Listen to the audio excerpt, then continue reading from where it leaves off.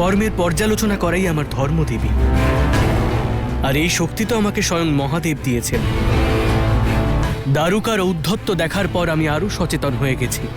আর যদি কর্ম হয়ে থাকে তাহলে তার ফল তো কাউকে ভোগ করতেই হবে।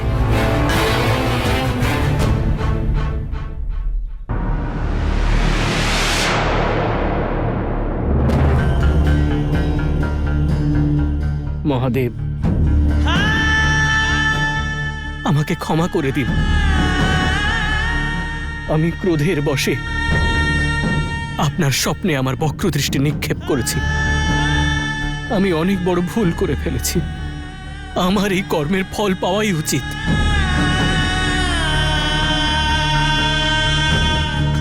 এ আপনার ভুল নয় শনিদেব, এ হলো শিব ও শক্তির নিয়তি।